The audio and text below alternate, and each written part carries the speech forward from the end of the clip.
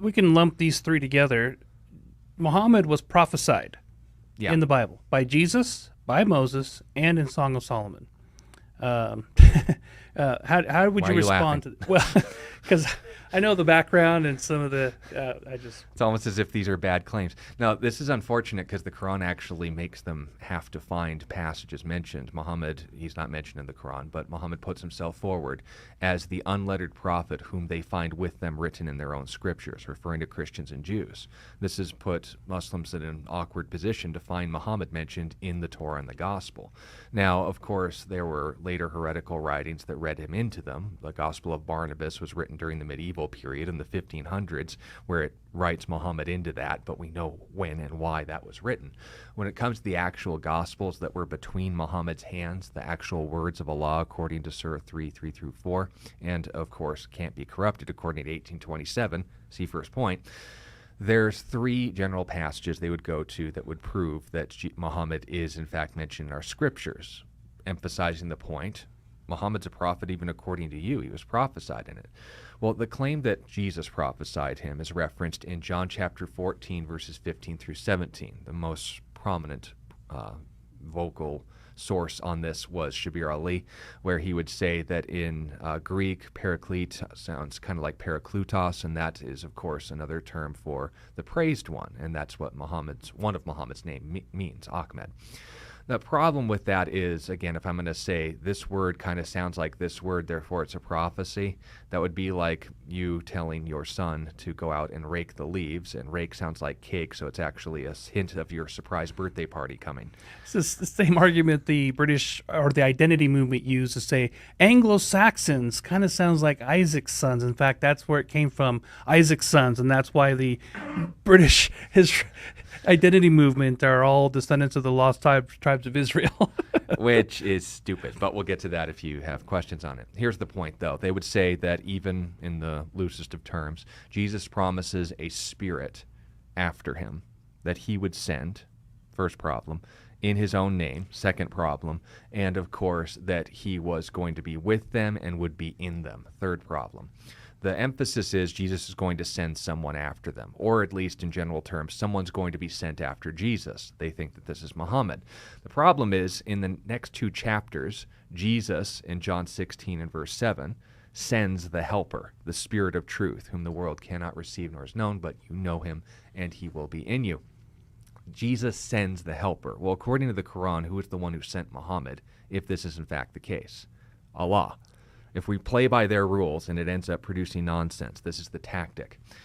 John 14:15-17 predicts Jesus. Oh, Muhammad's going to be in Jesus' disciples and presently was with them then? Did Muhammad have a pre-existence in some sense? What are you talking about? No. It just says, no, what does it say? Go to the actual verse. It doesn't say that someone's going to come after Jesus. It says in the same conversation to the same audience, Jesus is going to send someone. Jesus sent Muhammad? I thought Allah sent Muhammad according to the Quran. Are you saying Jesus is Allah? Please change your approach. The Moses prophecy is a little bit more substantive, and you have to be clever to spot the issue. The claim is in Deuteronomy 18, in the closing verses, it says that a prophet like Moses would appear and that you're to obey his voice. The problem is that what they would do then is say, well, a prophet like Moses. Well, Moses was a military leader and a religious leader. Muhammad was a military leader and a religious leader. See, they're basically the same person. And then I'll go into plenty of examples. Ahmadiyya and Zakir Naik tried to put this forward. But the idea is, okay, I'm going to pick a bunch of details about Moses, leave out other details about Moses, ignore the fact that prophet like Moses is explained in the same book, and say this is obviously Muhammad. We don't even have to go into terms like brethren, where it specifically denotes he would be a fellow Israelite. They say, oh, that's Ishmael. Okay, let's pretend that. The idea of picking an individual and comparing him to Muhammad fails to take into consideration what like Moses means according to the book itself. And in Deuteronomy 34, verses 10-12, what does it say? There has not arisen a prophet like Moses whom the Lord spoke face to face. When did Allah speak to Muhammad face to face? There are authoritative hadiths where Aisha narrates that no one has ever seen Allah face to face, and anyone who claims Muhammad has seen his Lord is lying. Allah never entered into his creation according to Islamic doctrine. And he did. We'll get into moments on that with Moses. But the point being made is just that. According to the text, it notes that by his signs and wonders, and that he spoke to the Lord face to face. Muhammad never spoke to the Lord face to face, and he never performed one miracle. His only miracle was the Quran.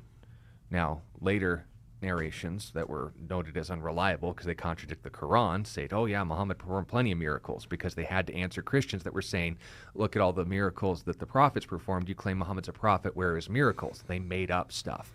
But repeatedly in the Quran, what does Muhammad say? He says, I am a plain warner.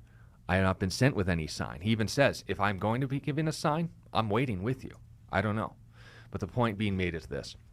If we're going to argue that Muhammad is speaking about, Moses speaking about Muhammad here, we're talking about something that first of all is going to, what? Stay consistent with the picture, like Moses, perform signs, Lord spoke face to face. He fails Moses' stat. But even in the same chapter, Deuteronomy 18, it says, when that prophet that's going to appear, when I put my words in his mouth and you're to obey them, it then goes on to say in verse 18, what? If a prophet has not spoken or speaks in the name of other gods. Did you know that Muhammad did that? In the Quran, in the original recitations, believe it or not, of Surah 53, 19 through 20, it notes today, Allah to loose him and not the third the other. In the History of Al-Tabari, which is our earliest biographical source after Ibn Ishaq, the earliest gospel account of Muhammad, if you will, Volume 6, pages 108 to 111. That's History of Al-Tabari, Volume 6, page 108 through 111. You can read it online for free. It notes the historical account of what's called the Satanic Verses. Now, a satirist by the name of Salman Rushdie wrote a book as an author, kind of tastelessly presenting this in the context of these terrorists having visions and dreams, thinking they were Muhammad and revisiting this. But this is as reliable as Islamic history is going to get. And when Muhammad had the desire for his fellow countrymen, the pagans of Mecca, to believe in Allah and Allah alone, he desired for revelation that would appease them. And then that's when Surah 53 came to him and said, have you not heard of Allah, Elusum, and not the third the other? The original verse said, these are the exalted cranes whose intercession is to be hoped for. They'll carry your prayers to Allah. He affirmed the existence of other goddesses, but said they're subservient to Allah. All the Meccans celebrate. He says, he's finally affirming our gods and goddesses. And in page 111, as well as the Isnad of Ibn Ishaq, it notes that Muhammad himself confesses, I have declared words that have not been spoken by Allah and attributed to him things which he has not said. Now, they later try to clean this up and say, oh, Allah misleads all of his prophets sometimes, but that's just as a test for their hearts. We'll get to that later. But the point being made is just this. According to Moses' own standard and the nation of Israel's own standard for a prophet, Muhammad failed both. If you want to associate with him, you're in trouble. The third is probably the easiest to deal with. It's kind of like the Parakletos and Paraklutos issue. Song of Solomon 5:16, it says, altogether lovely. Altogether lovely in Hebrew is Machmedim. Machmedim sounds like Muhammadim. So therefore, this is speaking of Muhammad.